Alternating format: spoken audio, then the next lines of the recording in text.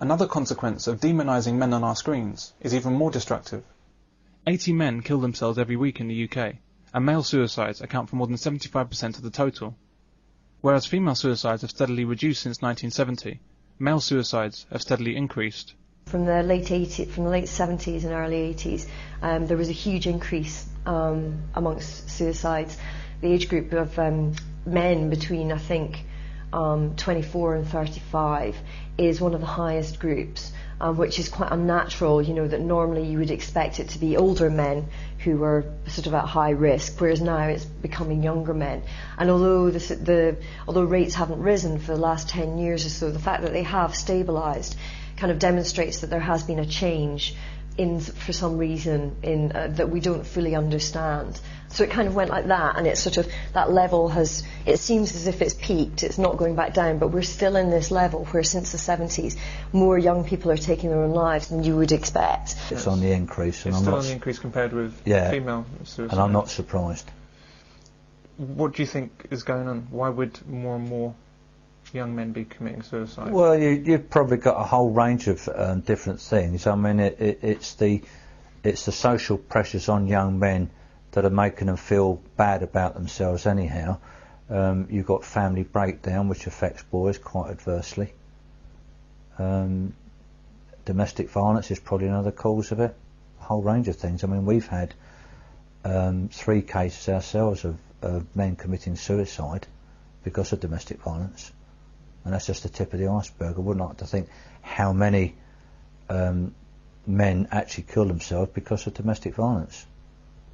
You know, you keep hearing about the 2 women are killed every week, and they don't mention the fact that in actual fact 30 odd men are killed every year by their wives as well. But how many more are actually committing suicide? You know, they talk to me about how 2 women are killed every week in England by their partners. 1 man is killed, but they don't account for the 3 who commit suicide every week. I know those men, and I know why they kill themselves. One that Samaritans is particularly interested in is suicide in the media, and the strategy seeks to inform journalists about the way in which portrayals of suicide in the media can affect vulnerable people's behaviour. For example, there was an incident in the 90s where in Casualty there was a paracetamol overdose suicide attempt, and suicide attempts using that method went up by 17% in the week following the broadcast of that programme, and there was a direct link between people who'd seen the programme and who had then gone on to take their own life in that way, and who had chosen to take their own life as a consequence of that programme. Regarding the increase in the use of paracetamol to attempt suicide following the Casualty broadcast, is that seen as a causal factor, or just they happened to choose that method and they were going to take their own lives anyway? It's a causal factor. You see it There is the research that is done around this is quite interesting, because I get asked that a lot. You know, is it an absolute increase that it caused, or was just a change in the methods? And it wasn't that factor it wasn't that example that got analysed in that way, but there was another one which was called where a German TV show showed, it was called Death of a Student, and every week at the starting credits they showed a man being run over by a train, killing himself by being run over by a train, and suicide attempts using that method increased, but also the number of suicides increased, you know, following it, showing that it wasn't just people choosing that method, it had contributed to an actual overall increase in suicide, in the suicide rates. It's a difficult thing for most people to kind of grasp, that actually, you know, something on TV could have a real and direct effect, but it really does, and positive reporting can totally save lives. So if the portrayal of suicide can lead to an increase in suicides, what does the portrayal of male disposability cause? What are the real-world effects of the continual killing, beating, suicide and sexual violence against men in our media? But we don't seem to recognise prejudice as even a possibility with men, because men, for some reason, are not considered to be a distinct group. That's why here in the Shield, for example, male prostitutes are called hustlers instead of prostitutes. Got gay bashers going after male hustlers out on the stroll. Calling them hustlers lends the men some kind of control over their situation, like it's their chosen career. Whereas with women, they are prostitutes, innocent victims of vicious pimps. They're the same, yet we call it differently. In our private lives, it's men who walk women to their cars or front doors at night. It's men who investigate the noise downstairs in the middle of the night. What was that? I'm going. If I'm killed, don't forget to return the videos. They're a day late. It's your sense of humour I'll miss the most. And it's men who rush to the defence of any woman in danger. Don't touch me, all right? Everything okay, Miss Donovan? Lucas, do you mind walking me back inside? Take a walk, pal. You're being paranoid. Have you ever walked or driven a woman home to make sure she gets there safely? Yeah. Yeah, all the time, yeah. So well, not recently, but obviously, you know, when I was playing the field or whatever you want to call it, and... What's the point of taking her home? Well, I took this girl home this morning because I didn't see any other way of her getting home. I didn't want her in my flat.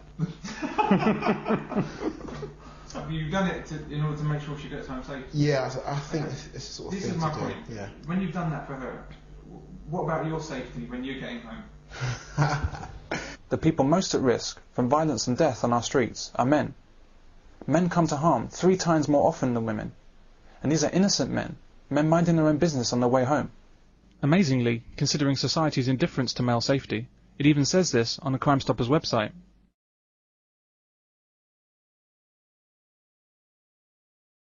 Despite the glaringly obvious fact that men are in greater danger, that twice as many men are murdered and 3 times as many assaulted in the UK, we instead focus on danger to females. Every advert, every poster, every public information film, every parliamentary debate, every BBC documentary, and the overwhelming majority of government funding goes towards the safety and well-being of women. Winnie cab, love. How much did it sell him? If you want to know the true cost, ask a rape victim. 10 sexual assaults are committed in London every month. This bunch of women have actually set up a group of pink cabs where it's only driven by women and only for female passengers. And I thought, how many men would get away from setting up blue cabs driven by men only, for men only? But I mean, the argument there would be safety for women, because, you know... Or safety for men? Is it safe for a man to pick a woman up? But I find that offensive. I have to say that. I mean, my son used to find it offensive when he used to be at Plymouth University and they'd run late night buses and they weren't always full, but only for women to get on, not the blokes. Blokes could walk through the streets and a bloke could easily be set about by some drunkard and have his head smacked in, but the buses were only laid on for the girls. And then the bus would pull away, perhaps was just half full with girls, and the blokes would have to walk. Yeah? So the implication is, you know, the fact that you're a man is the problem. Not anything exactly, else. Yeah. You're of lesser worth. Hard being a man today. Hard being a man today. Why is it so hard to be a man? Because nobody cares about men. Nobody gives a fuck about men. If you see a homeless man on the street with a dog, you feel sorry for the dog. So we got to get that dog some food. What about the man? Oh, fuck him. So every night on TV, I see there's a new missing woman. We gotta find Carol. Where's Carol? We must find Carol. Carol didn't come home last night. Where the fuck is Carol? I never see one of these things for a missing man yet. It's like Bob didn't come home last night. Good. I hope he never comes home.